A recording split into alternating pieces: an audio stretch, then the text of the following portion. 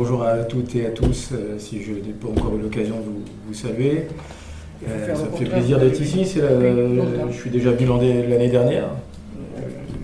D'ailleurs, j'en ai croisé plusieurs parmi vous qui étaient là l'an dernier.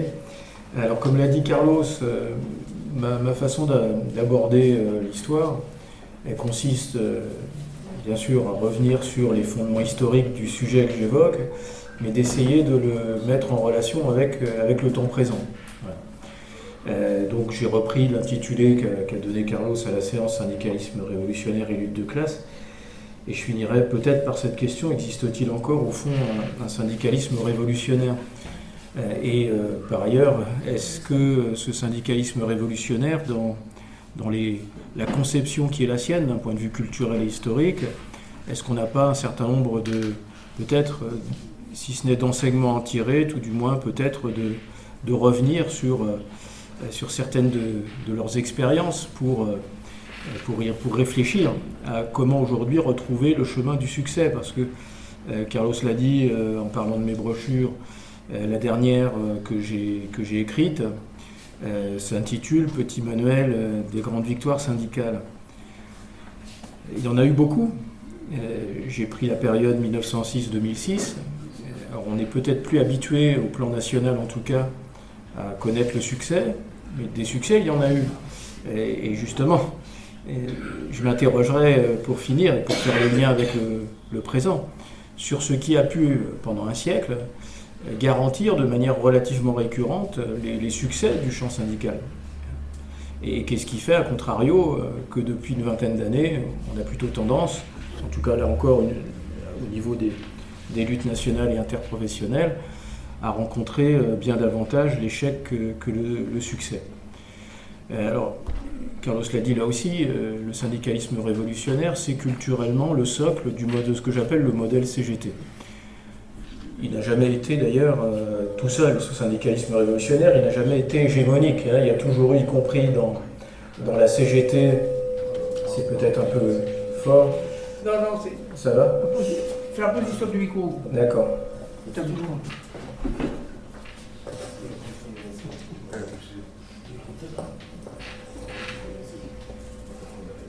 C'est bon comme ça ? Excusez. Oui, c'est bien. Je vais essayer de ne pas vous crever les tympans. Ah, là, ça a l'air d'aller. c'est très sensible, c'est ça le prix. Oui, donc j'étais très sensible, comme nous. Donc j'étais en train de dire qu'à la charnière des 19e, 20e siècles, y compris à ce moment-là, le syndicalisme révolutionnaire n'est pas hégémonique dans la CGT. Au sein de la CGT, il y a toujours eu des tendances centrifuges. À l'époque dominante du syndicalisme révolutionnaire, il y avait aussi des syndicalistes qui étaient proches du guédisme, c'est-à-dire du parti marxiste de l'époque, qui considérait qu'au fond le syndicalisme devait se mettre dans la roue du parti politique. Il y avait également ceux qu'on appelait à l'époque les positivistes, qu'on appellerait sans doute aujourd'hui, d'un terme que je n'aime pas tellement, mais que j'emploie quand même pour faire simple, qu'on appellerait les réformistes d'aujourd'hui.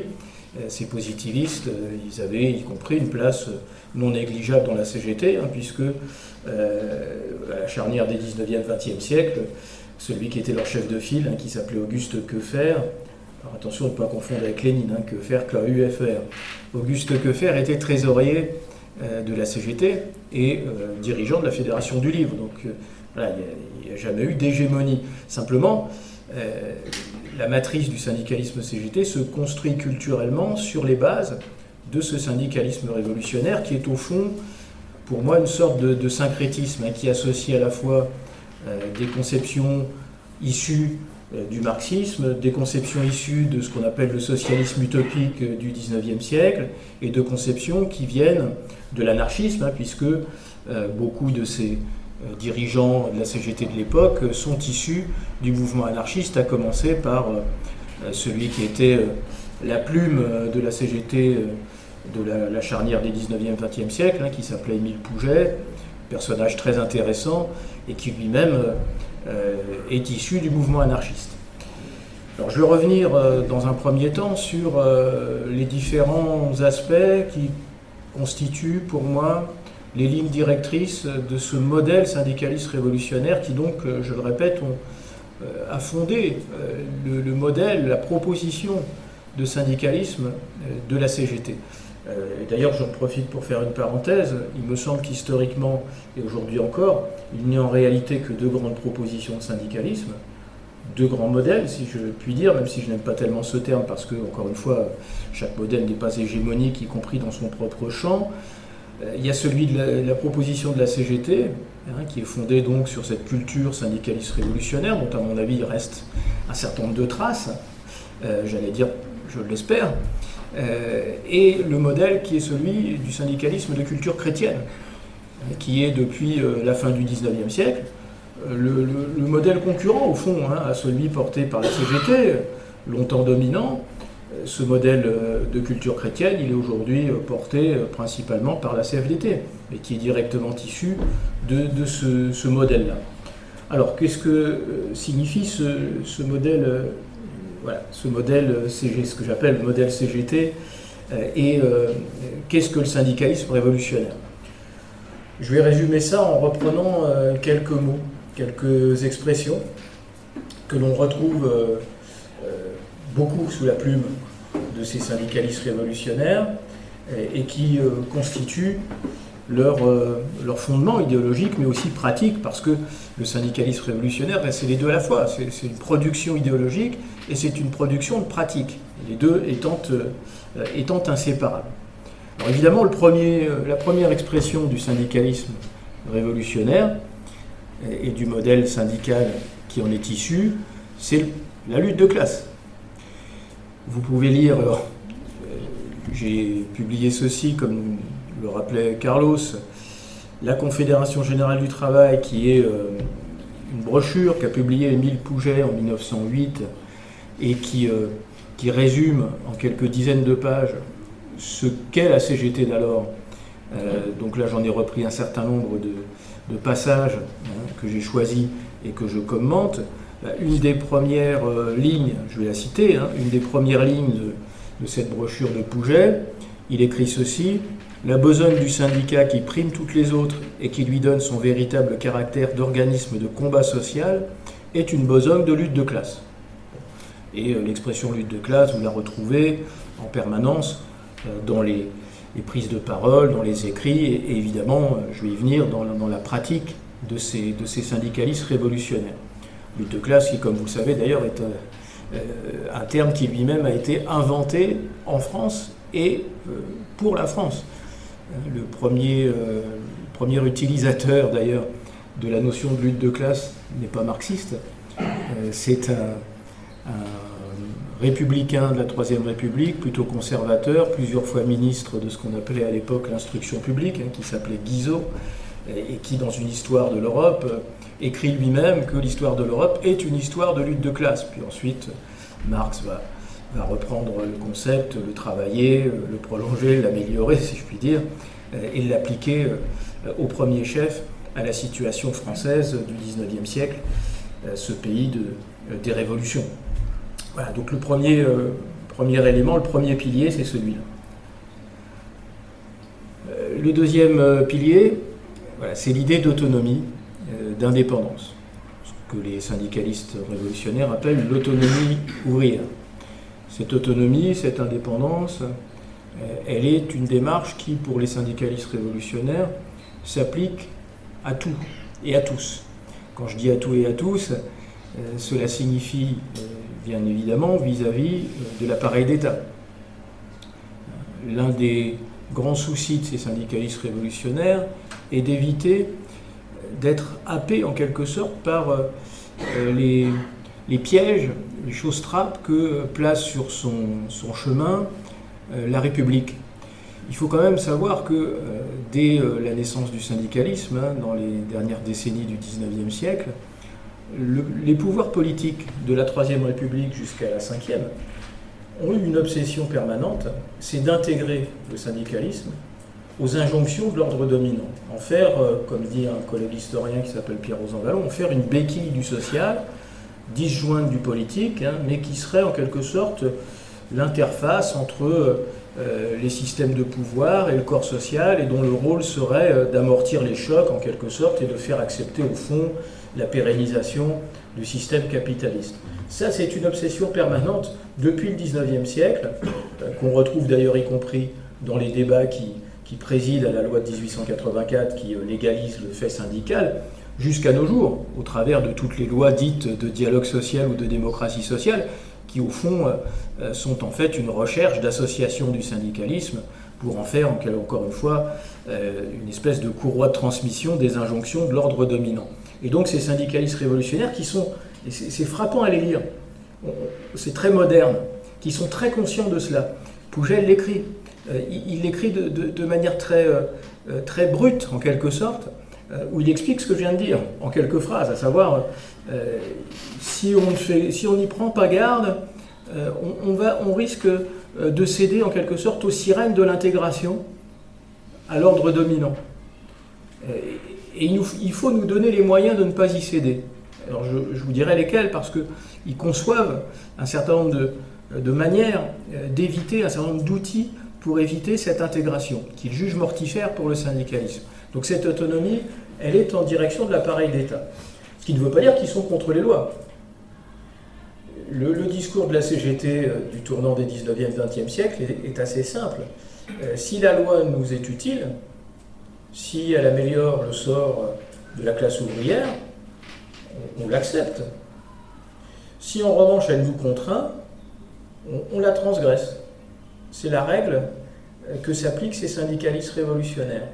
Ils se l'appliquent d'ailleurs y compris vis-à-vis de la loi qui crée le syndicalisme révolutionnaire, parce que cette loi de 1884 obligeait les syndicats à se déclarer en préfecture. Il fallait qu'ils déclarent le nom de leurs dirigeants, etc. Bon. Certains ne voulaient pas le faire parce qu'ils avaient l'expérience de la répression. Et donc pour eux, déclarer les noms de leurs dirigeants, les noms de leurs secrétaires, de leurs trésoriers, etc., c'était les exposer éventuellement à être arrêtés plus facilement, à être réprimés plus facilement. Et donc 20 ans plus tard, en 1904, certains de ces syndicats ne s'étaient toujours pas mis en conformité avec la loi qui pourtant l'exigeait. Et ça génère toute une discussion au Congrès confédéral de 1904 qui se tient à Bourges, où il y a un syndicat qui demande à ce qui cherche à faire voter une motion cherchant à faire en sorte que les syndicats qui ne s'étaient pas encore mis en conformité avec la loi le fassent. Donc il y a tout un débat autour de ça.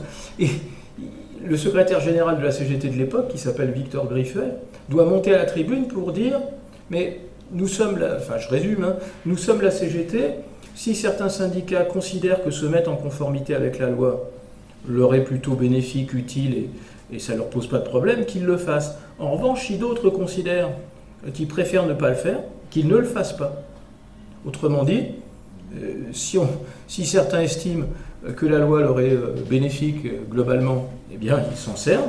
Si d'autres considèrent qu'elle ne l'est pas, ils ne l'appliquent pas. Donc autonomie, indépendance vis-à-vis des institutions, vis-à-vis de l'appareil d'État. Évidemment, et ça c'est le versant sans doute plus souvent mis en avant, autonomie aussi, indépendance vis-à-vis des institutions parlementaires et vis-à-vis des organisations politiques.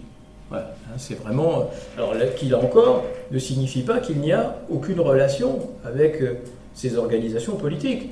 On trouve de multiples exemples où tel ou tel dirigeant local a contact avec le député socialiste.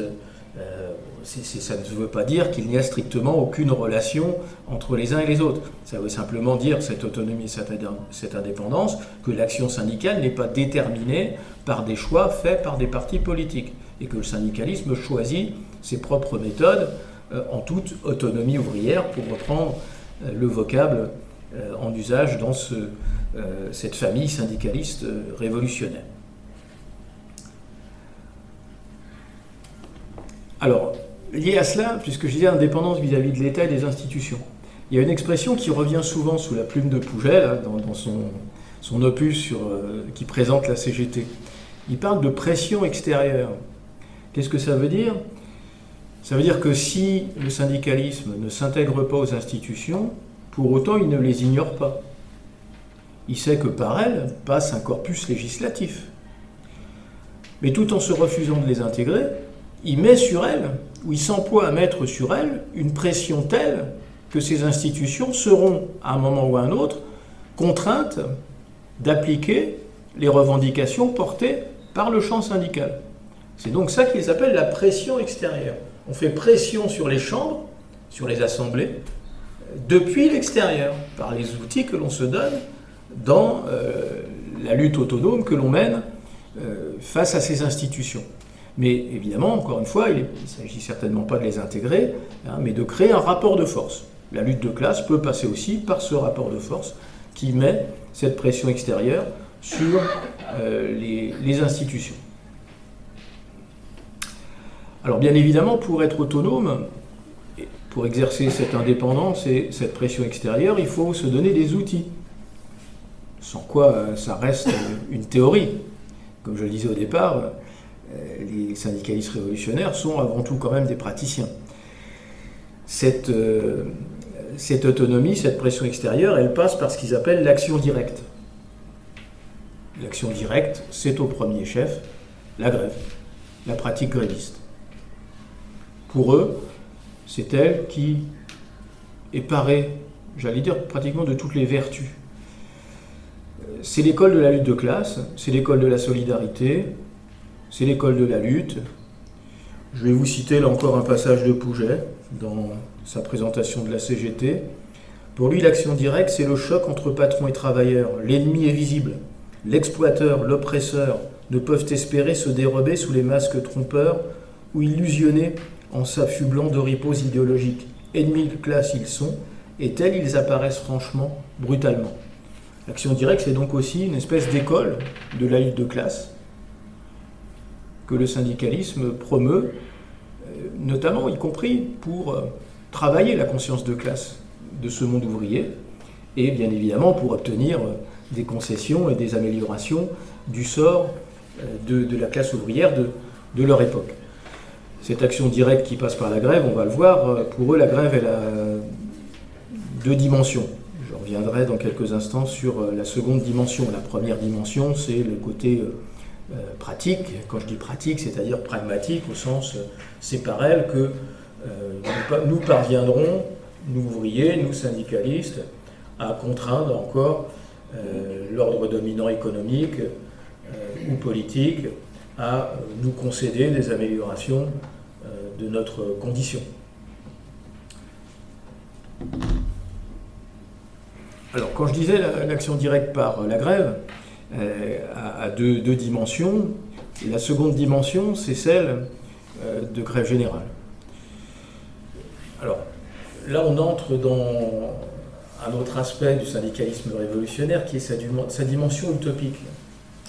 Comme je le disais, ils sont aussi en lien avec toute une tradition française de socialisme utopique à laquelle ils se rattachent en partie. Et dans leur conception militante, la grève, c'est bien sûr la construction des mouvements sociaux, la construction des grèves au jour le jour, mais c'est aussi la perspective de la construction, in fine, de ce qu'ils appellent donc la grève générale. Alors ce qu'ils appellent la grève générale n'est pas forcément au sens où on l'entend aujourd'hui. On entend souvent encore aujourd'hui utiliser ce vocable, employé en règle, enfin la plupart du temps employé lorsque un mot d'ordre d'arrêt de travail généralisé est diffusé. Bon. Alors en effet, j'appelle ça une grève généralisée lorsqu'il y a un mouvement interprofessionnel national sur l'ensemble du territoire. La grève générale, c'est une notion qui, en tout cas dans l'acception des syndicalistes révolutionnaires, a une dimension politique. Cette grève générale, elle a pour objectif d'aboutir au renversement du système capitaliste, et c'est en ce sens aussi, et peut-être même surtout, que ce syndicalisme se dit révolutionnaire, puisqu'il considère que c'est par ses moyens d'action, en l'espèce la grève générale, que le renversement du capitalisme, qui est leur objectif ultime, sera atteint. Et d'ailleurs, il y a un ouvrage qui s'intitule « Comment nous ferons la révolution », un ouvrage coécrit par le même Émile Pouget avec un de ses acolytes de l'époque qui s'appelait Émile Patot, qui était un dirigeant du syndicat le dirigeant du syndicat des électriciens parisiens au début du XXe siècle, hein, qui avait plongé d'ailleurs le Paris dans le noir, et ça avait beaucoup fait parler, y compris dans la grande presse à l'époque. Et dans ce livre qu'il publie en 1909, hein, qui s'intitule donc « Comment nous ferons la Révolution », ils décrivent par le menu quel sera le processus qui permettra d'aboutir au renversement du système capitaliste. Et donc ça passe par toute une description très longue de la construction de la grève générale, par quelle profession elle va commencer, qui va suivre, etc., etc. Au bout du compte, l'économie étant totalement paralysée, les capitalistes sont obligés de rendre les clés des usines, et les lendemains qui chantent peuvent enfin advenir. Donc ça, c'est le versant utopique. Mais moi, ce que je trouve aussi intéressant, et qui est moins souvent souligné dans les travaux sur le syndicalisme révolutionnaire, c'est que cette idée de grève générale, et y compris dans sa dimension utopique, elle a un objectif très fonctionnel. Et ça fait partie des outils, précisément, qui sont censés aider les syndicalistes révolutionnaires à ne pas se laisser intégrer dans l'ordre institutionnel. Pourquoi ? Parce que de leur point de vue, cette utopie grève généraliste, cette utopie de renversement du système capitaliste, fait qu'on a un objectif ultime et qu'on ne se contente pas de la revendication quotidienne. Et donc, ayant un objectif ultime qui est celui du renversement des institutions en place, on peut, en tout cas ça peut nous aider, pense-t-il, à ne pas se laisser manger, intégrer à ces mêmes institutions, puisque on est assis sur une idée, sur une pensée, sur y compris un projet, dont le but donc est de renverser les institutions. Donc ils le conçoivent aussi de cette manière-là, et on a des textes que je trouve très beaux d'ailleurs, y compris d'un point de vue littéraire.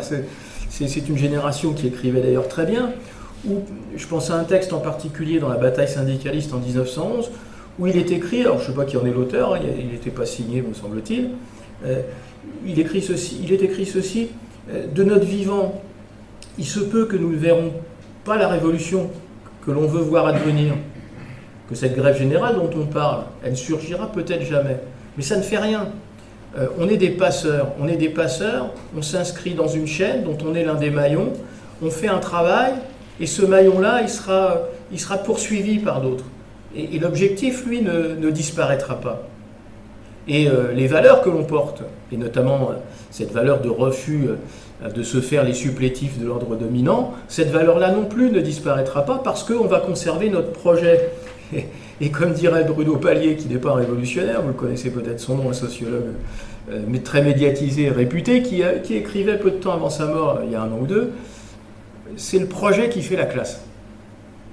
Sans projet, il n'y a pas de classe. Et j'adhère absolument à cette phrase. Et d'une certaine manière, Pouget aurait pu l'écrire, à mon avis. Sans projet, il n'y a pas de classe, parce que c'est le projet qui fait rêver, c'est le projet qui fait envie, c'est le projet qui fait que on va essayer, en tous les cas, si ce projet est bien ancré dans les esprits, qui va nous aider à ne pas l'abandonner et à ne pas abandonner l'objectif ultime qui est le nôtre, celui de la révolution et du renversement de ce système insupportable, inégalitaire, qui s'appelle le capitalisme. Alors, une série d'autres conceptions, hein, la manière dont ces syndicalistes révolutionnaires conçoivent la démocratie. Alors, Pouget parle beaucoup, et d'autres syndicalistes révolutionnaires aussi, ils emploient beaucoup le terme de démocratisme, qu'ils emploient dans un sens péjoratif. Pour eux, le démocratisme, c'est le jeu des partis politiques. Et pour eux, le jeu des partis politiques, qui cherchent à s'emparer des institutions, est trop orienté sur l'air du temps, trop indexé à l'air du temps, trop sensible à l'opinion publique. Et pour eux, la manière dont les partis politiques conçoivent leur démarche est trop indexée sur l'état de l'opinion, est trop alignée sur l'état de l'opinion. Et qu'étant trop alignés sur l'état de l'opinion, en quelque sorte, ils sont plus susceptibles que nous, syndicalistes, hein, c'est un peu je schématise la pensée de Pouget, que nous, syndicalistes, qui avons donc un projet qui, lui, n'est pas du tout assis sur l'état de l'opinion publique, mais qui est assis sur un certain nombre de critères qu'on a définis nous-mêmes, qu'on continue de porter nous-mêmes et qu'on veut atteindre par nous-mêmes. Donc, au fond, l'état de l'opinion, ça nous indiffère d'une certaine manière. Voilà. Nous, on a un socle solide, et ce socle solide, on n'en changera pas, quel que soit l'état de l'opinion. À savoir que si l'état de l'opinion considère que l'immigration est une submersion, eh bien, on n'utilisera pas ce terme comme peuvent le faire aujourd'hui certains hommes politiques, parce qu'ils sont sensibles précisément, tels des girouettes, au sens pris par le vent et par cette opinion publique. Donc ils rejettent cette idée de démocratisme et considèrent que par ailleurs, au fond, leur légitimité est plus grande. Elle est plus grande, pourquoi? Parce que c'est ce que j'appelle une légitimité organique. Pour eux, le champ syndical, le syndicalisme, les militants syndicaux puisent la légitimité qui est la leur directement dans le corps social. Par les pratiques qu'ils développent, par les pratiques que développe ce syndicalisme révolutionnaire, à savoir donc la pratique gréviste et toutes les pratiques qui vont autour, réunions de grève, assemblée générale, etc., etc. Et par ces méthodes, par ces moyens, par cette approche, ils en tirent, de leur point de vue, une conception de leur légitimité qui est supérieure à celle de la légalité. Voilà. D'une certaine manière, pour eux, la légalité, c'est donc ce qui est incarné par les institutions. Voilà. C'est en effet un pouvoir légal. Légal parce que des institutions disent qu'il l'est, parce que des processus électifs ont dit qu'il l'est, mais il n'est que légal. Il n'est pas pour autant légitime. Et donc ils font cette distinction en quelque sorte entre légalité et légitimité. Distinction qui me semble d'ailleurs toujours aujourd'hui efficiente. La légitimité qui est celle du syndicalisme, au fond, elle est supérieure à la légalité qui est conférée par un ordre institutionnel dont, la plupart du temps par ailleurs, la manière dont il puise la légalité qui est la sienne dans le corps social est pour le moins ténue. Donc pour eux, voilà, c'est cette idée, le syndicalisme, il va tirer l'essence de la légitimité qui est la sienne directement dans le corps social. Raison pour laquelle d'ailleurs, pour faire le lien avec le présent, j'ai toujours mis en garde, parfois à mes dépens, dans certains débats, contre les lois sur la représentativité, qui ont fait d'une certaine manière basculer le syndicalisme de la légalité et plutôt de la légitimité organique à la légalité électorale et à la légitimité élective. Ce qui me semble être une approche qui correspond davantage à un syndicalisme de culture chrétienne, comme je le disais tout à l'heure, qu'à un syndicalisme de culture CGT, qui lui, encore une fois, a toujours construit sa légitimité sur des critères que j'appelle mouvementistes, c'est-à-dire ceux qui sont en capacité, derrière le syndicalisme, d'entraîner le monde du travail. Alors bien évidemment, je ne vais pas y revenir longuement, j'imagine que tout le monde ici connaît cette expression, mais la fameuse double besogne, que l'on trouve synthétisée dans ce fameux texte qui est passé à la postérité sous le nom de Charte d'Amiens, qui est, comme vous le savez, donc une motion présentée lors du congrès d'Amiens de 1906. Donc cette double besogne, en effet, qui rejoint déjà des choses que j'ai dites, à savoir le premier aspect qui est celui de l'amélioration quotidienne par la grève essentiellement de la condition ouvrière, et de l'autre, le projet, c'est-à-dire le renversement du capitalisme par la voie de la grève générale. Donc Charte d'Amiens à laquelle beaucoup se réfèrent encore aujourd'hui, dont sans que je sois certain d'ailleurs qu'ils en aient une conception très précise du sens. Alors l'utopie, je l'ai dit, c'est une des marques de fabrique de ce syndicalisme révolutionnaire. L'utopie au travers du projet porté, au travers du projet d'avenir, que j'ai décrit tout à l'heure. Alors voilà, ça c'est aussi une des marques du syndicalisme révolutionnaire, qui est ce que certains appellent, y compris moi-même d'ailleurs dans certaines publications, un pan-syndicalisme, à savoir un syndicalisme qui considère qu'il n'a rien à s'interdire. Quand je dis rien à s'interdire, c'est-à-dire qu'il se considère légitime, comme à la fois agissant en matière de revendication sociale, mais agissant également dans le champ politique. Alors, attention, il y a eu des confusions de fait aussi sur cette notion de politique. Qu'est-ce que ça veut dire? Faire de la politique, qu'est-ce que ça veut dire? Ça veut dire plusieurs choses. Faire de la politique, ça peut vouloir dire construire un projet alternatif, construire un projet de société. Ça peut vouloir dire prendre position sur les politiques publiques du moment. Ça peut vouloir dire réfléchir aux relations qui sont celles du syndicalisme avec les organisations politiques. Donc ça veut dire beaucoup de choses, le mot politique. Je dis ça parce que il y a un temps pas si lointain, celui que j'ai appelé du recentrage de la CGT à l'époque contemporaine, où il me semble qu'une certaine confusion a été savamment entretenue entre syndicalisme et politique, en axant le discours sur le fait que faire de la politique pour le syndicalisme signifierait s'aligner sur un parti politique. Ce qui est une possibilité. C'est aussi un versant du rapport aux politiques à certaines époques du champ syndical. D'ailleurs de tout le champ syndical, qui a pu à certains moments associer sa démarche à celle d'une organisation politique. Ça peut être ça en effet, mais c'est loin de n'être que cela.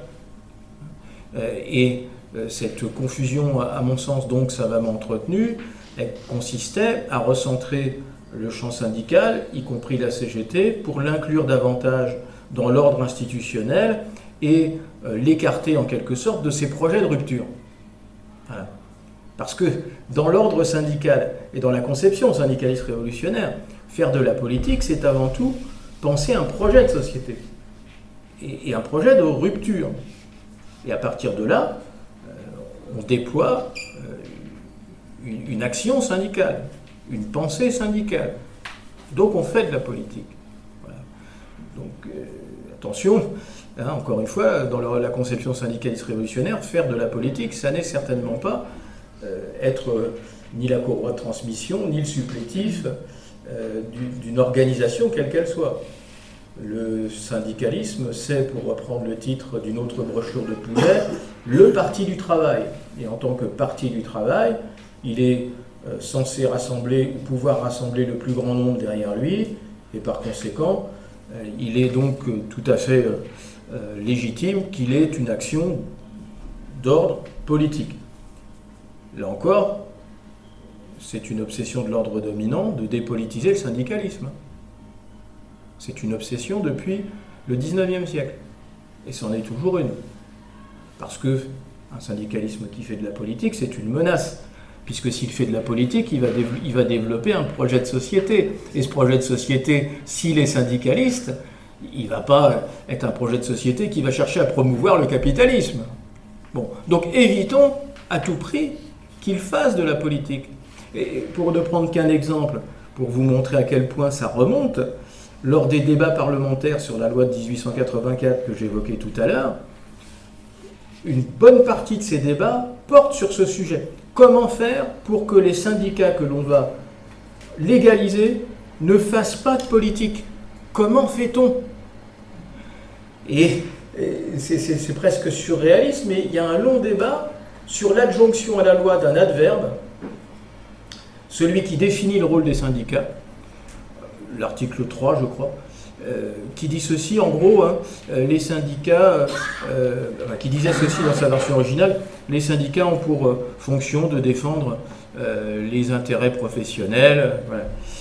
Et il y a tout un débat parce que certains élus, sénateurs en particulier, considéraient que ça ne suffisait pas, cette phrase-là, qu'il fallait ajouter exclusivement. C'est-à-dire, ont pour fonction exclusivement de défendre les intérêts professionnels.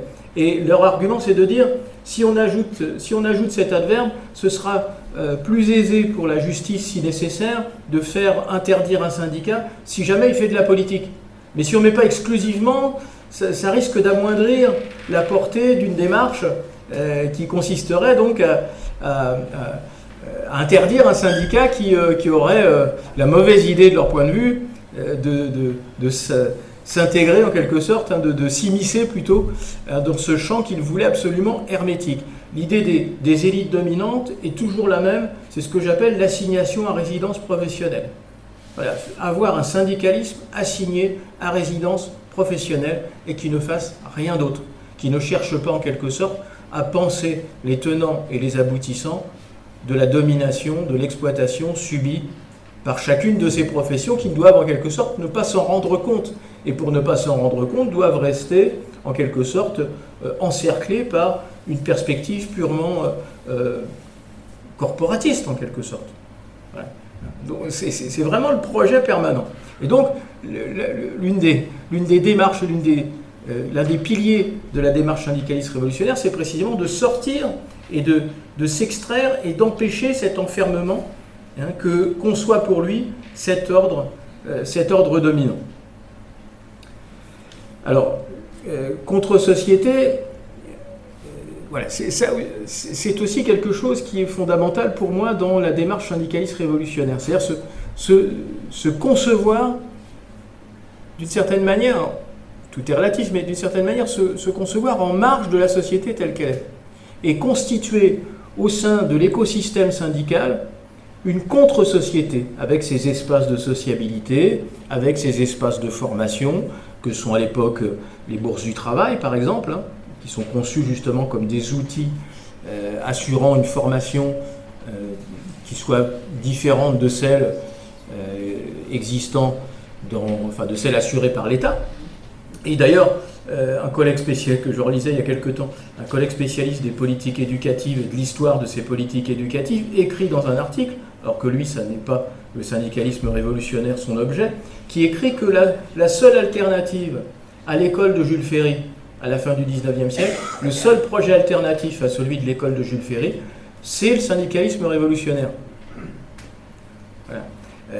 Et donc, ça participe, cette idée de contre-société, donc avec ces espaces de sociabilité alternatifs, ça participe de cette idée d'autonomie, de cette idée d'indépendance, de cette idée aussi de politisation, parce que c'est par le biais aussi de ces espaces de sociabilité que cette politisation, de cette conscientisation va se faire.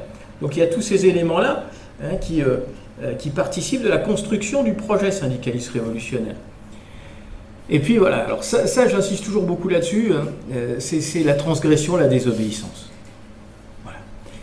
Ça rejoint l'exemple que je donnais tout à l'heure à propos de la loi de 1884, est-ce qu'il faut se mettre en conformité avec ou pas ?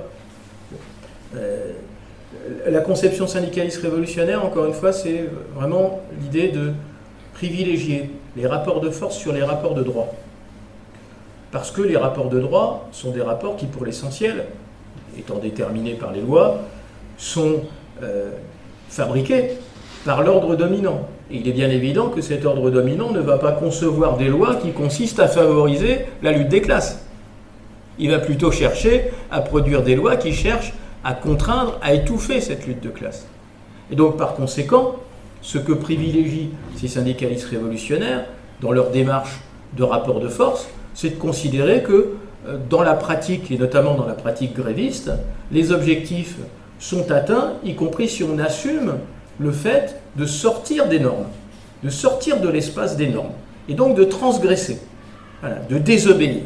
C'est vraiment une valeur absolument fondamentale, et j'y reviendrai tout à l'heure quand je reviendrai pour finir sur le lien passé-présent, sur les ingrédients qui, à mon sens, ont permis pendant un siècle cette récurrence que j'évoquais au départ des succès syndicaux. Parmi cette récurrence, il y a précisément les pratiques transgressives. Il n'y a jamais eu dans notre histoire, je défie quiconque de m'expliquer l'inverse, des mouvements sociaux victorieux qui, à un moment ou à un autre, n'ont pas fait usage de pratiques transgressives, de pratiques d'obéissance, c'est-à-dire qui s'extraient des normes et qui s'extraient du périmètre légal. Et cela n'existe pas. Bon. Je termine parmi ces mots par celui de fédéralisme, parce que le fédéralisme, vous le savez, en tout cas si vous êtes tous à la CGT, c'est le mode de fonctionnement de la CGT. Mais ce mode de fonctionnement ne vient pas de nulle part. Il vient précisément de la construction de la CGT par la culture syndicaliste révolutionnaire. Et là, on y trouve d'ailleurs des marques, comment dirais-je, de la culture anarchiste ou anarchisante, avec l'idée que chaque corps est autonome.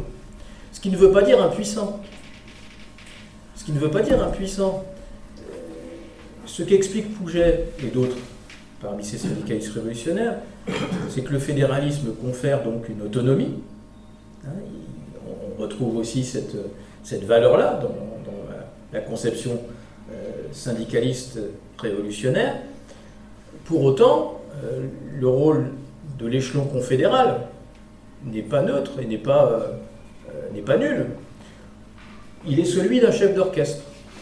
Quand on lit comment Pouget et ses acolytes conçoivent le rôle de l'échelon confédéral, c'est en quelque sorte, c'est pour ça que je dis c'est le rôle de chef d'orchestre, parce que dans un orchestre, donc, il y a tout un tas d'instruments qui sont en apparence plus ou moins autonomes les uns les autres, mais il y a un chef d'orchestre qui est censé ensuite cristalliser ce qui remonte de ces différents corps autonomes. Et pour ces syndicalistes révolutionnaires, l'échelon confédéral, il est là pour ça, pour impulser, pour harmoniser en quelque sorte la mise en musique du corps social qu'est la CGT. Mais toujours avec cette idée que dans la conception d'une légitimité, comme je le disais tout à l'heure, qui est une légitimité organique, que la légitimité, y compris de l'échelon confédéral, vient du corps social lui-même, du corps social de la CGT. Le corps social de la CGT, c'est ses unions locales, c'est ses unions départementales, c'est ses fédérations, etc. Et donc, l'échelon confédéral est en quelque sorte l'émanation de ce corps social dont il est en charge, en quelque sorte, qu'il est en charge d'irriguer. Voilà. Donc, cette conception fédéraliste, hein, c'est, encore une fois, un des socles culturels de ce modèle CGT et de ce modèle CGT dans sa culture syndicaliste révolutionnaire. L'idée de centralisation, c'est le syndicalisme, quand je parlais de la proposition de culture chrétienne du syndicalisme, c'est le contraire. La CFDT, par exemple, est une confédération très centralisée. Ils se sont construits depuis l'origine, hein, depuis la CFTC 1919, sur une forme de fonctionnement confédéral très centralisé. La CGT s'est construite sur des conceptions inverses. Mais encore une fois, en lien avec leur conception générale de l'action syndicale. Donc voilà les points fondamentaux, à mon sens, de cette culture. Alors, est-ce que j'appelle là la surinstitutionnalisation du syndicalisme via les différents processus dits de, je dis bien dits de parce que je ne reprends jamais à mon compte cette expression, sachant quelle en est la définition et sachant quelle en a été la construction politique de dialogue social, au détriment de la double besogne, et qu'est-ce qui reste du syndicalisme révolutionnaire aujourd'hui. Voilà, alors j'ai repris ce vocable-là, syndicalisme de transformation sociale. Moi, c'est toujours une expression qui m'interroge et qui me laisse penser qu'au fond, y compris à la CGT lorsqu'on emploie ce vocable, est-ce que ça veut encore dire que la CGT est une forme de syndicalisme révolutionnaire dès lors qu'elle se définit comme étant de transformation sociale? Transformation sociale, ça veut dire beaucoup de choses et tout à la fois d'une certaine manière. Mais ce qui me pose problème aussi, c'est lorsque je relis ou je lis ce que je pourrais faire, hein, les statuts de la CFDT. L'autre modèle. Il est écrit cette phrase, hein, que je cite telle qu'elle est, hein, mot pour mot. La CFDT est un syndicalisme de transformation sociale. Voilà. C'est dans les statuts de la CFDT, cette phrase. Alors, voilà. Donc, ça me semble être un vocable qui mérite au moins réflexion, peut-être précision, et que je soupçonne, encore une fois, mais peut-être ai-je tort, d'intégrer ce que j'appelais tout à l'heure le recentrage du sens syndical. C'est-à-dire, au fond, un recentrage qui consiste à être beaucoup moins qu'à d'autres moments porteur d'un projet de rupture, d'un projet révolutionnaire, d'un projet de renversement du système capitaliste, et de rechercher par des outils que l'on se donne et par une utopie que l'on construit ce basculement, en quelque sorte. Moins cela que, au fond, et c'est en ce sens où je pense que les processus dits de dialogue social ont plutôt bien fonctionné, du point de vue de l'ordre dominant, parce que je pense qu'en effet, ils ont participé à inclure les manières de penser dans le champ syndical de plus en plus dans l'ordre de l'existant, plutôt que dans l'ordre de la rupture. Et on peut tout à fait imaginer la transformation sociale dans l'ordre de l'existant. Ça peut être tout à fait des réformes, pas forcément des ruptures.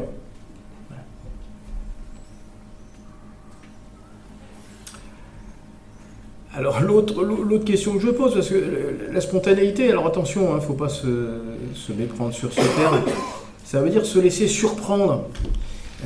Ça peut vouloir dire ça en sociologie, se laisser surprendre par l'action des masses, par l'action collective.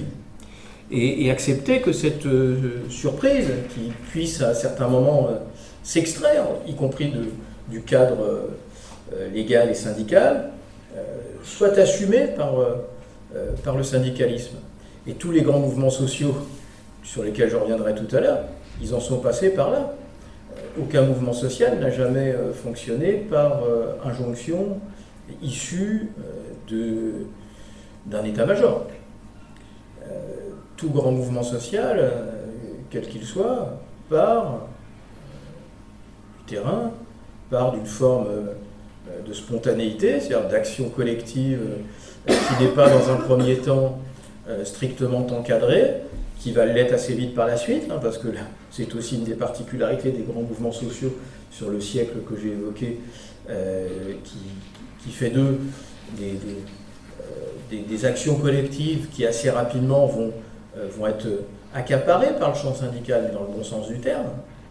Une spontanéité qui ensuite devient une transgression, parce que cette transgression-là, elle est en revanche assumée par les pratiques syndicales pendant très longtemps. Elles le sont moins, me semble-t-il, aujourd'hui, via les voies institutionnelles, qui cherchent au contraire à privilégier les rapports de droit plutôt que les rapports de force, et à enfermer l'action syndicale dans ces mêmes rapports de droit.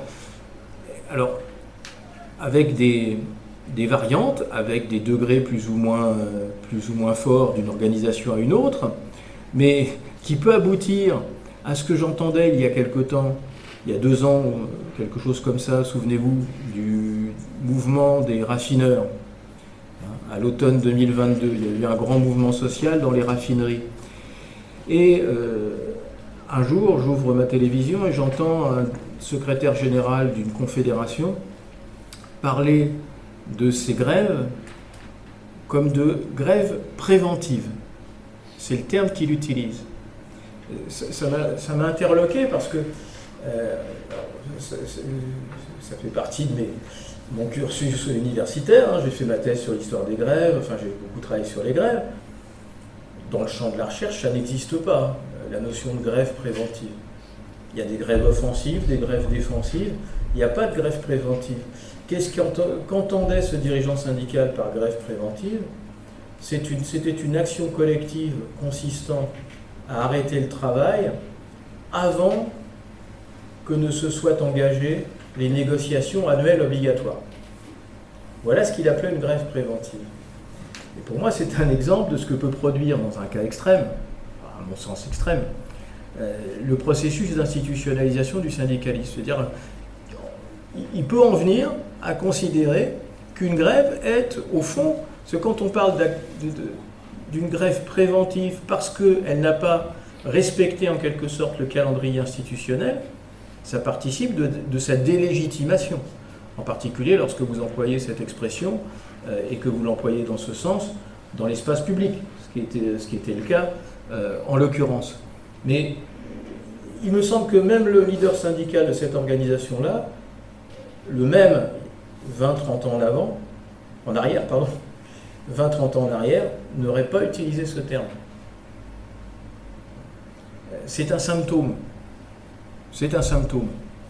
Et il me semble que, j'y reviendrai, il va être compliqué d'imaginer un retour des grandes victoires syndicales au plan national et interprofessionnel sans, à un moment ou un autre, sortir de ce carcan des rapports de droit et de l'institutionnalisation.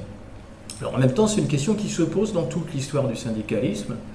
Le livre que montrait tout à l'heure Carlos, là, le syndicalisme, la politique et la grève, je fonde mon raisonnement sur sur cette apparente opposition entre les deux grands versants de l'action syndicale. J'ai mis des guillemets parce que c'est quelqu'un que j'ai cité tout à l'heure qui s'appelle Pierre Rosanvallon dans un ouvrage intéressant qui s'intitule La question syndicale, qui avance ces termes-là en expliquant, et de ce point de vue je suis assez d'accord, en expliquant qu'au fond, l'histoire du syndicalisme s'organise autour de la relation entre ces deux axes, le syndicalisme comme mouvement social ou le syndicalisme comme agence sociale. Alors ce qu'il appelle le syndicalisme comme mouvement social, c'est tout simple, hein, c'est l'action syndicale qui consiste à construire la grève, la manifestation, la contestation, voilà, c'est tous les éléments mouvementistes. Et puis ce qu'il appelle l'agence sociale, c'est le rôle du syndicalisme comme partenaire de l'ordre dominant, comme partenaire des institutions, comme participant des institutions. Et en effet, y compris quand on lit Pouget, je le disais tout à l'heure, qui était très conscient, hein, vous vous souvenez, du fait que les institutions chercheraient toujours à intégrer le syndicalisme pour le neutraliser. Bon. Et ben voilà, il était déjà conscient de ce choc-là qui peut se produire et qui se produit régulièrement dans l'histoire du syndicalisme. Est-ce qu'il doit être d'abord un mouvement social ou d'abord une agence sociale? Est-ce qu'il est l'un sans l'autre? Est-ce qu'il est l'un ou l'autre? Est-ce qu'il est les deux à la fois, mais dans quelle proportion? Où se situe le curseur? Bref, ça a toujours été dans la longue durée, et il me semble que ça l'est encore, une question qui structure le champ syndical dans notre pays, et qui traverse, y compris d'ailleurs, les organisations elles-mêmes, qui peut participer des débats internes qui agitent un certain nombre d'organisations, y compris la CGT dans son histoire. Alors tout ça produit, en tous les cas, si, en effet, l'hypothèse d'un recentrage du syndicalisme favorisé par son intégration au processus de dialogue social qui le désengage de la construction des rapports de force et qui génère une ritualisation de ses modalités d'action, c'est quelque chose qui produit sa neutralisation. Ce que j'appelle la ritualisation des mouvements sociaux, ce que, si vous voulez, parmi mes deux grandes propositions de syndicalisme là, que j'évoquais, il y en a une qui se complète tout à fait dans les processus institutionnels, globalement. Le modèle culturel de syndicalisme chrétien, c'est son modèle. C'est vraiment son syndicalisme, c'est-à-dire un syndicalisme qui, justement, dès sa naissance, prétend que la lutte de classe doit être évitée, hein, même la nie en quelque sorte, hein, et qu'il est de bon ton d'engager des discussions cordiales, je dirais, hein, pour faire simple, avec les patrons, avec l'État, etc. Donc, faire un conclave. Un conclave, par exemple, hein, effectivement, ça c'est de la culture chrétienne, hein, par définition. Bon, donc voilà. Donc ce syndicalisme-là, alors c'est son choix. Hein. Après, chacun choisit son modèle. Hein. C'est son choix. Il est tout à fait engagé là-dedans. Bon, mais il y a aussi l'autre modèle, le modèle CGT, qui, pour moi, à la charnière des 20e, 21e siècles, a eu, à mon sens, tendance à s'installer dans ce que j'appelle donc la ritualisation des mouvements sociaux. Et ce que j'appelle la ritualisation des mouvements sociaux, c'est deux choses, mais qui sont conjointes. C'est ce qu'on appelle communément les journées d'action isolées, qui ne s'inscrivent pas dans la perspective d'une dynamique de conflits reconductibles et de mouvements sociaux qui cherchent à construire la paralysie du système économique. Donc ça, c'est le premier versant. Et celui qui va avec, c'est celui qui consiste à renverser la logique qui était celle de la construction du syndicalisme français, à savoir dans les pratiques de contestation sociale, de privilégier la construction de la grève sur la manifestation, selon un schéma qui était donc le schéma, si je résume, grève plus manifestation en soutien. Aujourd'hui, on est passé davantage, à mon sens, et c'est une forme de ritualisation des mouvements sociaux, sur un schéma manifestation avec la grève qui vient étayer la manifestation, c'est-à-dire y compris qui va simplement autoriser ceux qui travaillent à un moment donné, le jour J, d'aller participer à cette manifestation. Et donc, c'est au fond une inversion de la logique. C'est-à-dire qu'on ne part plus, et d'ailleurs ça conduit, à mon sens aussi, à une forme d'individualisation et de privatisation de la pratique gréviste. Parce que, au fond, dans cette conception qui privilégie la manifestation sur la pratique gréviste, ceux qui vont manifester et qui font grève le jour où ils vont manifester, pour pouvoir aller manifester, la plupart du temps, partent de chez eux pour aller dans la rue. Vous voyez, on n'est plus dans la démarche d'une action collective de conscientisation, de puisement de sa légitimité dans la matière organique qu'est le lieu et le monde du travail, alors que le schéma classique d'auparavant consistait justement, mais y compris quand on avait manifesté d'ailleurs, de construire d'abord le collectif sur le lieu de travail, et depuis le lieu de travail, éventuellement, aller ensuite manifester. Mais on était vraiment dans une conception de construction collective. Et ça me semble être quelque chose à réfléchir. Et c'est pour ça d'ailleurs, alors, vous vous souvenez peut-être, je vais vite fait revenir dessus, c'est pour ça que je l'ai mise au tout début.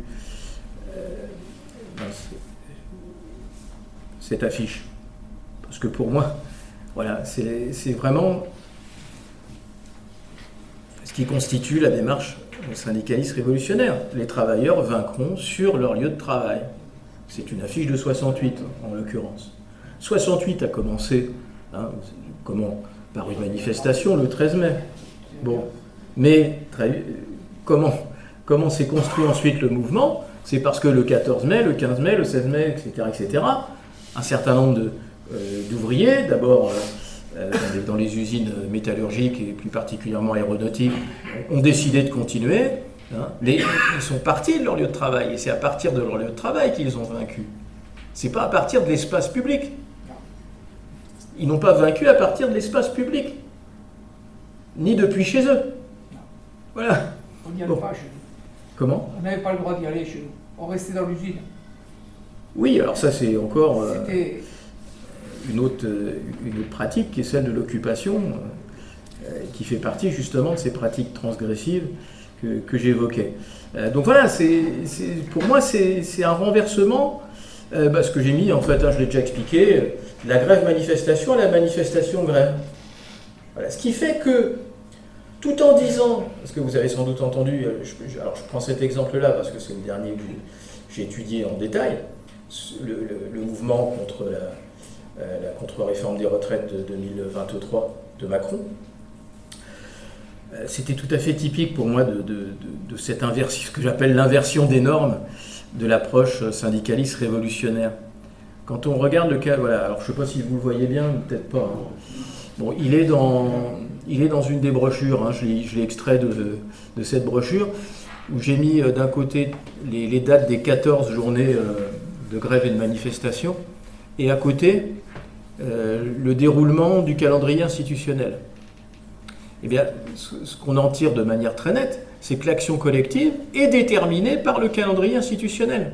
Alors, je ne dis pas qu'auparavant, il était totalement déconnecté du calendrier institutionnel, mais ça n'était pas la boussole, en quelque sorte.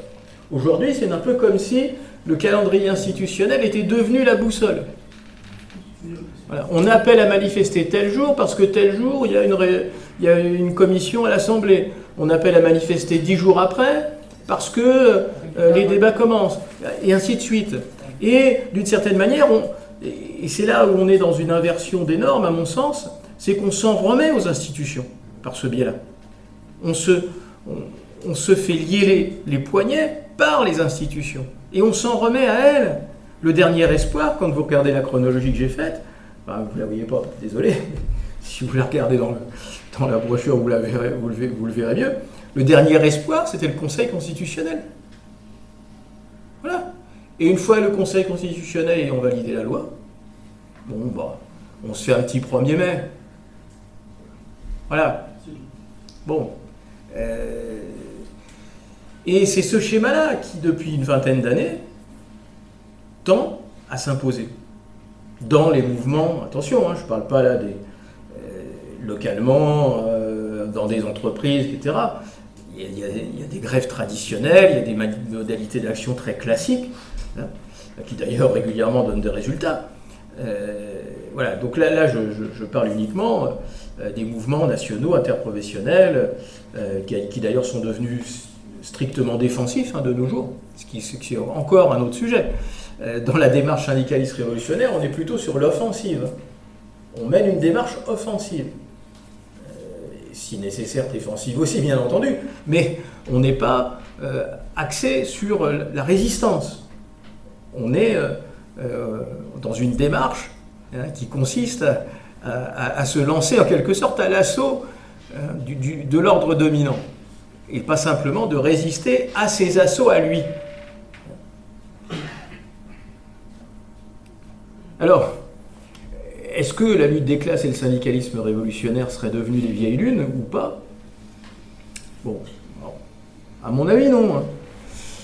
Ça n'engage que moi. Alors, d'abord, il y a quand même quelque chose qui m'a stupéfait ces dernières années. Je n'ai pas de modèle équivalent dans l'histoire contemporaine, de répétition à une telle vitesse des luttes, des mobilisations nationales. Entre 2016 et 2023, elles se sont succédées à un rythme effréné. J'ai pris 2016 parce que, vous vous en souvenez, c'était le mouvement contre la loi dite El Khomri, la loi travail, qui a duré pratiquement du mois de mars jusqu'au fin juin, début juillet, si mes souvenirs sont bons, de 2016. En 2017, il y a eu un embryon de mobilisation contre les ordonnances Macron réformant le Code du travail.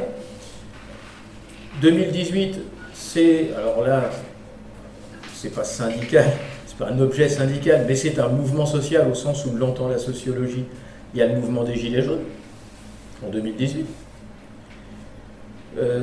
2019, en décembre, commence le grand mouvement opposé à la retraite à points que voulait imposer Macron, qui va durer jusqu'au confinement du Covid. Bon, après, bien sûr, il y a eu la parenthèse Covid, puis rebolote en 2023, 6 mois de manifestations contre cette nouvelle volonté de réduction du périmètre du droit à la retraite par Macron. Une telle répétition, je n'ai pas d'équivalent. Alors, pas d'équivalent non plus dans la répétition des échecs. Il y a ça aussi qui interroge. Une succession aussi importante de mouvements souvent populaires, parfois de masse, qui rencontrent à chaque fois l'échec. Alors, je sais que je me suis entendu dire que le retrait de la première tentative de contre-réforme de Macron était dû à la mobilisation. Honnêtement, j'en doute, parce que le processus institutionnel a été interrompu au mois de mars. Le gros du mouvement social était passé fin janvier. J'ai du mal à me convaincre qu'un pouvoir politique déterminé retire un projet de loi face à un mouvement social qui est terminé depuis presque 2 mois. Après, chacun en pense ce qu'il veut. Mais voilà, mais en tous les cas, on voit bien qu'il y a un terreau de critique sociale qui existe au moins dans toute une partie de notre société. Alors qu'on n'est peut-être plus aujourd'hui, et ça fait partie des enjeux, ou en tout cas qu'on a du mal à orienter dans un sens qui serait celui de l'émancipation. Mais bon, en tous les cas, voilà, il y a de fait une disponibilité pour la contestation du système. Alors, les grandes victoires syndicales qu'est-ce qu'on trouve comme ingrédient commun? Parce que voilà, c'est la dernière brochure que je viens de finir, là, et que j'intitulais, je le disais, Petit manuel et grandes victoires syndicales. J'ai pris 1906-2006, j'en ai pris 8. 1906, 1er mai 1906, 1er mai 1919, Front populaire, Libération, que j'interprète comme un mouvement social. Pour moi, la résistance, c'est un mouvement social. Ça répond à la définition qu'en donne la sociologie. Et comme vous le savez, le gros des troupes de la résistance était quand même constitué de syndicalistes et de militants politiques issus de partis qui portaient les intérêts du monde du travail. 1953, qui est le plus grand mouvement des services publics, des fonctionnaires, des salariés des services publics, déjà à l'époque opposé à une restriction du droit à la retraite. 68, 95, même si ça n'est qu'une demi-victoire, 95, et puis je suis allé jusqu'au CPE en 2006, même si force évidemment est de reconnaître que le CPE c'est quand même avant tout une victoire de la jeunesse étudiante et lycéenne, mais à laquelle participent les organisations syndicales. Dans ces 8 cas, que trouve-t-on au code de commun? Bon, alors attention, je le dis dans ce que j'ai écrit, je ne suis pas en train de donner des recettes et dire que ça marche à tous les coups. C'est pas, ça ne fonctionne pas comme ça. Bon, en tout cas, ce qui me semble être sûr, c'est que si ça n'y est pas, ça ne marche pas. Alors, première série d'ingrédients, ce que j'appelle des revendications cristallisatrices en situation de brutalisation d'un corps social homogène. Qu'est-ce que ça veut dire? Ça veut dire d'abord appuyer l'action syndicale sur, entre guillemets, les bonnes revendications. Et ça, c'est... Alors, quand j'ai pris ma première date, 1er mai 1906, vous connaissez sans doute ce qui se passe à ce moment-là, c'est le fameux mot d'ordre, le 1er mai 1906, nous ne travaillerons plus que 8 heures. Bon, accroché sur les bourses du travail, notamment celle de Paris. Cette action, elle est décidée au congrès CGT, au congrès confédéral de Bourges, en septembre 1904, un an et demi avant. Et dans le rapport qui donne lieu à cette proposition à la fois de revendication et de journée, parce que ce 1er mai 1906, c'est la première journée nationale de manifestation et de grève qu'organise la CGT dans son histoire. C'est la première fois que la CGT parvient à faire en sorte que des centaines de milliers d'ouvriers partout en France cessent le travail au même moment et aillent manifester au même moment. Bon, c'est une première. Elle est décidée un an et demi avant. Et donc, dans le rapport qui donne lieu à cette proposition, il est écrit ceci. Parmi les propositions que l'on a choisies, on va prendre celle des 8 heures, parce que c'est celle à partir de laquelle on peut parler de tout. Et donc, c'est autour de cette revendication-là qu'on va réussir à agglomérer les différentes revendications. Et donc, leur idée, c'est leur recherche, c'est quelle est la revendication qui va cristalliser le mécontentement social. Et donc, ils en tirent comme conclusion, c'est la question, voilà, les 8 heures, le 1er mai, ça met en jeu la question des salaires, évidemment, le temps de travail, parce que moins vous travaillez, et si vous êtes payé pour la même chose, c'est comme si vous augmentiez votre salaire, enfin vous augmentez votre salaire horaire, bon, etc., etc. Donc, ils en déduisent, et puis il est écrit d'ailleurs textuellement dans le rapport, jusqu'à présent, on a fait l'erreur de proposer des catalogues de revendications. Et on ne savait plus trop ce qu'on voulait vraiment, ce qu'on voulait mettre en avant. Donc arrêtons avec ces catalogues de revendications, cherchons-en une qui soit la bonne, et ensuite on va la promouvoir par toute une série d'instruments de propagande qui sont les nôtres, et pendant un an et demi, c'est 3 permanents de la Confédération. La Confédération en 1906 n'a que 3 permanents, tiennent 250 réunions publiques. En un an et demi, sur tout le territoire, 250, je ne sais pas si vous vous rendez compte ce que ça veut dire, à 3. Bon. 250 réunions publiques pour populariser ce mot d'ordre. Bon. Et alors là j'ai pris un exemple, mais il est bien évident après que des mouvements, si on en vient jusqu'à nos jours, défensifs, alors là pour le coup, c'est pas eux-mêmes qui génèrent la cristallisation, c'est l'ordre dominant, puisqu'ils répondent à une agression. Hein, quand on promeut un mouvement social contre une réforme néfaste des retraites, on le fait parce qu'un pouvoir politique en a décidé ainsi. Donc la revendication par elle-même, elle est cristallisatrice. Mais quand on est dans une dynamique offensive, voilà, là le travail, un des aspects du travail syndical, quand on regarde les différents épisodes que j'évoque, consiste justement à rechercher cette bonne revendication. Et à chaque fois, cette bonne revendication, elle correspond à un moment où le corps social est brutalisé. Il est pressuré, à chaque fois. En 1906, il est pressuré. Hein. Quand on travaille 12 heures par jour, on peut considérer que le corps social est brutalisé. Bon. Et là encore, on pourrait démultiplier. Dans tous les cas, on trouve, vous prenez le Front populaire, la première moitié des années 30, pour être brutalisé, le monde du travail, il est brutalisé. Hein.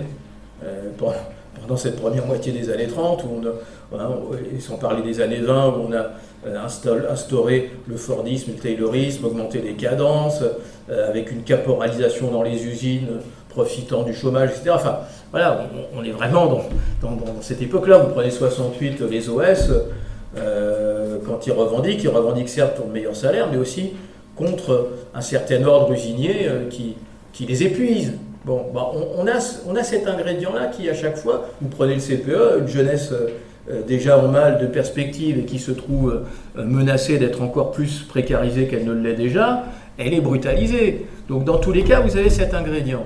Et quand s'ajoute un autre qui l'accompagne, c'est-à-dire un corps social suffisamment homogène, ça constitue un premier ingrédient. Alors, parfois, il est plus facilement homogène qu'à d'autres fois. Quand vous êtes en 1906, le corps social, il est... Alors, jamais ça n'a été facile, hein, mais ça l'est c'est un peu moins difficile qu'à d'autres moments, parce que ce que met en mouvement le 1er mai 1906, ce sont que des ouvriers. Bon. Alors, bien évidemment, les professions sont diverses et variées, bon. Mais il est bien évident que à d'autres époques plus contemporaines, c'est un peu plus compliqué d'avoir un corps social homogène, surtout dans une phase de capitalisme qui gère à la particularité. Mais là, pour le coup, ce corps social homogène, il est obtenu non pas d'un point de vue, non pas naturellement en quelque sorte, parce qu'il est homogène en lui-même, mais il devient homogène parce que le travail syndical fait qu'il a réussi à faire passer dans le corps social un certain nombre d'idées qui montrent que l'exploitation subie par le corps social, même si cette exploitation peut prendre des formes diverses et variées, il n'en reste pas moins un fil rouge.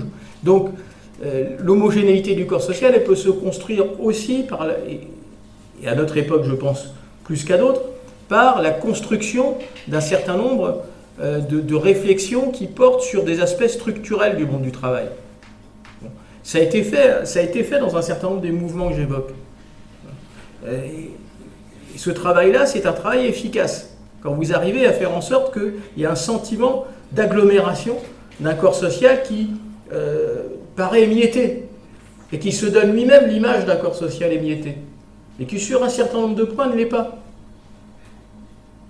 Alors, je ne sais plus dans quel mouvement, je m'étais retrouvé comme ça une fois, d'ailleurs, c'est une anecdote, mais dans un débat radio-diffusé, avec un syndicaliste de Sud qui expliquait, c'était au moment du printemps, voilà, ce que j'avais appelé le printemps social 2018. Je ne sais pas si vous vous souvenez, pendant 6 mois en 2018, il y avait une superposition de mouvements avec ce discours qui était revenu sur la convergence des luttes. On avait beaucoup entendu ce vocable. Et le journaliste qui pilotait le débat disait oui, mais ce sont des mouvements qui sont très différents les uns des autres, qui portent des revendications qui ne sont pas les mêmes. Et donc le syndicaliste dessus dit oui, c'est vrai. Et moi, j'interviens derrière, je dis non, c'est pas vrai. Et je propose 2-3 fils rouges qui me paraissaient évidents dans les différentes manifestations et mouvements qui s'étaient déployés pendant ces 6 mois. Et pour moi, ces fils rouges-là participaient d'une homogénéisation de la contestation sociale, d'une homogénéisation du corps social et donc de la contestation sociale. Donc ça, c'est un travail voilà, qui n'est pas simple, mais s'il n'est pas fait, voilà. Alors, le deuxième ingrédient qu'on retrouve à chaque fois, c'est le travail militant sur le terrain. Voilà. Le travail militant sur le terrain. Alors, je ne vais pas prendre mes 8 exemples, je pourrais, hein, mais je prends que les deux emblématiques, 36-68.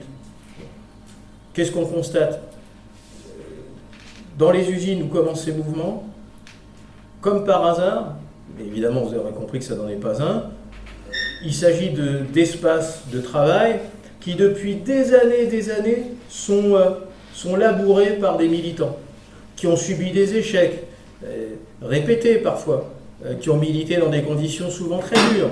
Et puis à un moment donné, sans qu'ils sachent eux-mêmes d'ailleurs pourquoi, les circonstances font que ça part. Voilà.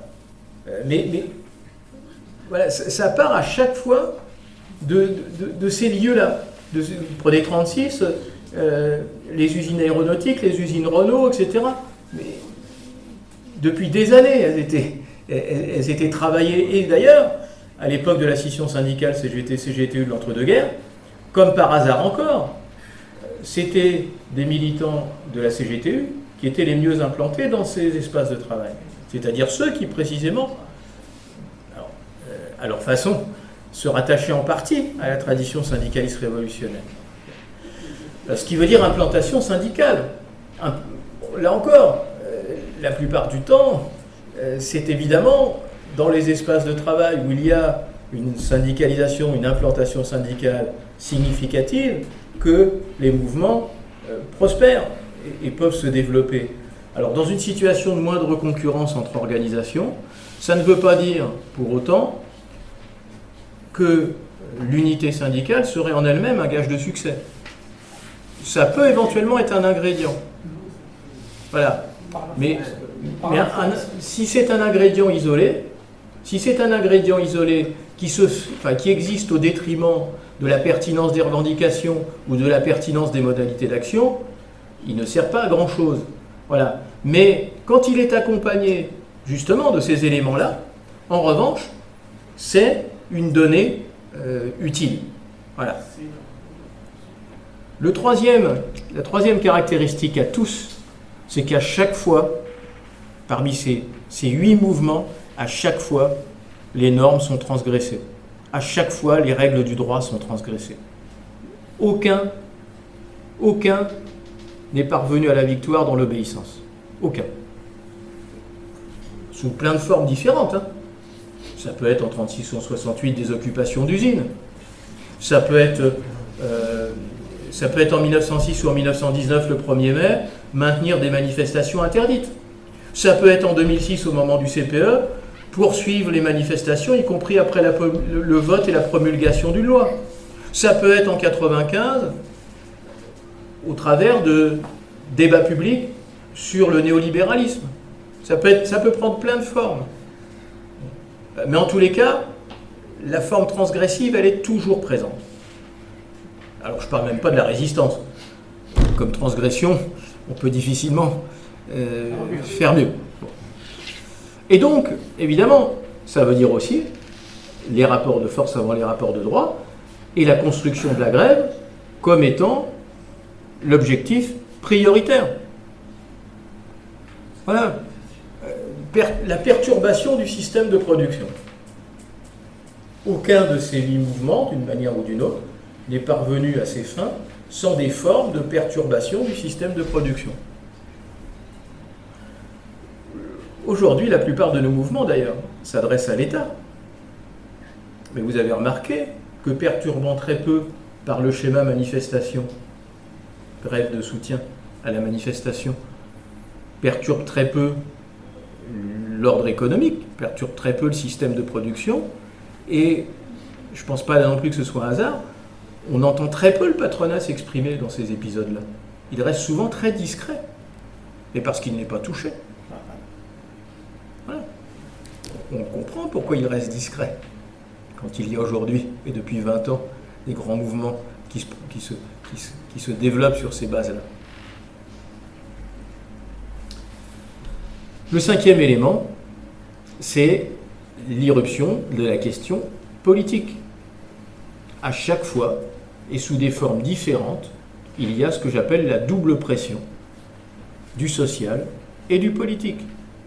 Alors, ça peut prendre des formes très variées. Ça peut être 36,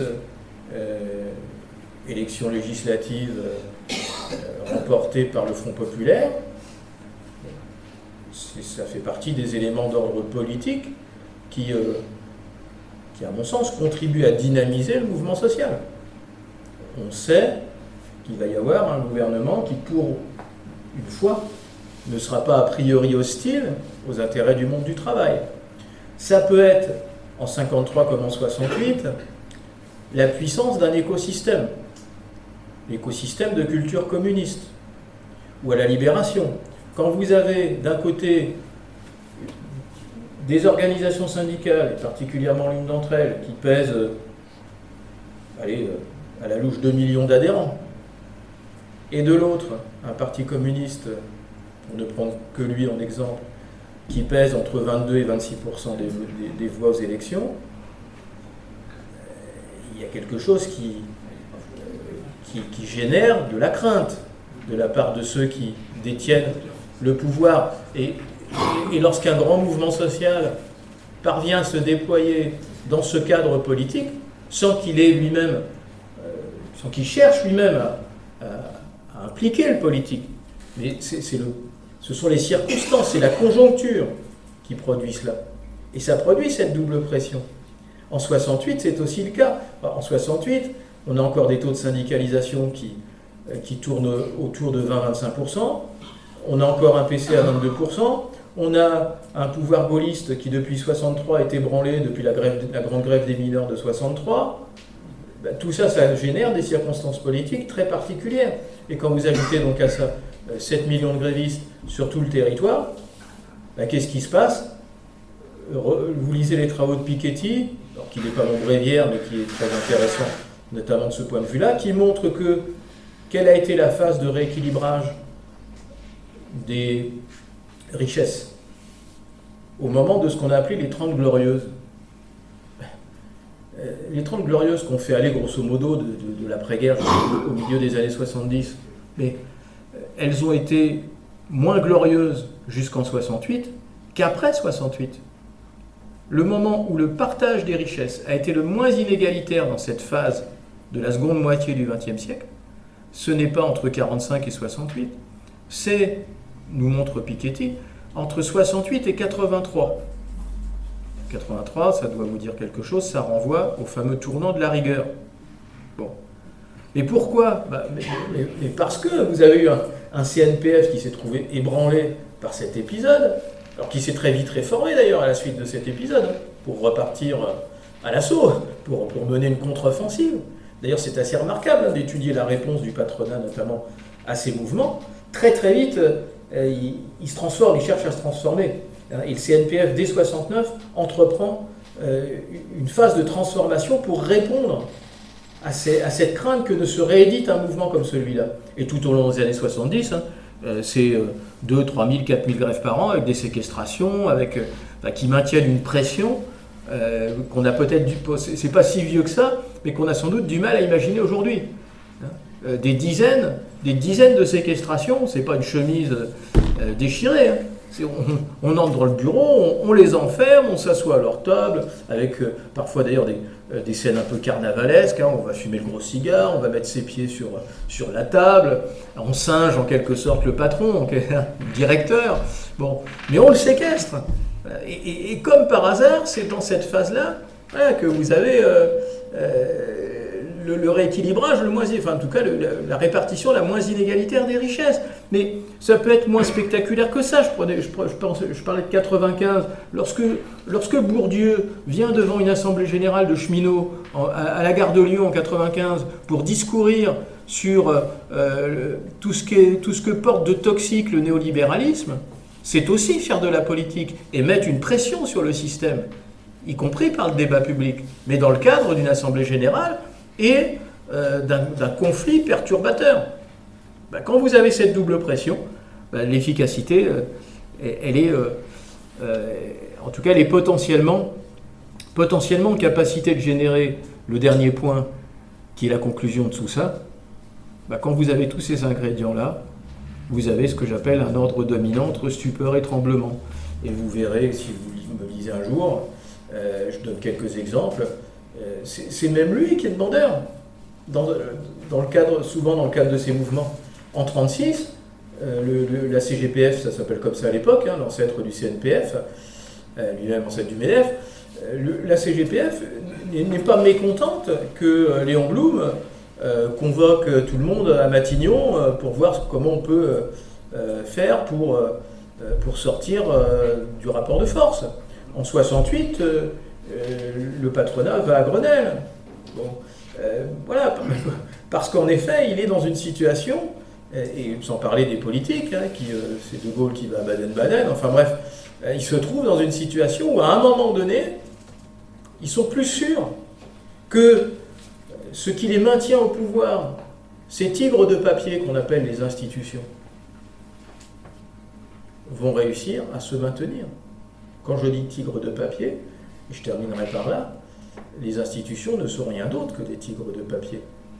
Et elles ne se pérennisent que parce qu'il existe, et j'enjoins toujours les militants syndicaux de ne jamais employer cette expression, s'ils se pérennisent, c'est parce qu'existent des corps intermédiaires qui veulent bien qu'ils se pérennisent, qui veulent bien qu'ils continuent d'exister. Un corps intermédiaire, c'est une interface entre un système dominant et un corps social dominé, mais qui est en charge non pas d'envisager le grand remplacement, si je puis dire, de cet ordre dominant, mais qui a plutôt pour perspective et comme objectif de faire en sorte que les chocs sociaux soient amortis sans pour autant remettre en question la domination qui est portée par l'ordre institutionnel. Un syndicaliste et un syndicalisme, en tout cas dans le contexte français qui est le nôtre, se neutralise ou s'auto-neutralise s'il se pense comme un corps intermédiaire. Et là, pour le coup, à mon avis, il se voue à l'échec, hein, ou à pas grand-chose. Il doit se penser comme contre-pouvoir. Un contre-pouvoir, c'est aussi un jour un contre-pouvoir qui peut s'estimer légitime à prendre et à exercer le pouvoir. Les syndicalistes révolutionnaires, c'était ça aussi. On est un contre-pouvoir. La double besogne, d'une certaine manière, alors ça c'est une libre interprétation, mais d'une certaine manière, la double besogne, c'est ça. On est dans le temps présent un contre-pouvoir, mais qui aspire à le prendre. Et donc à faire de la politique. Je m'arrêterai là. Oui.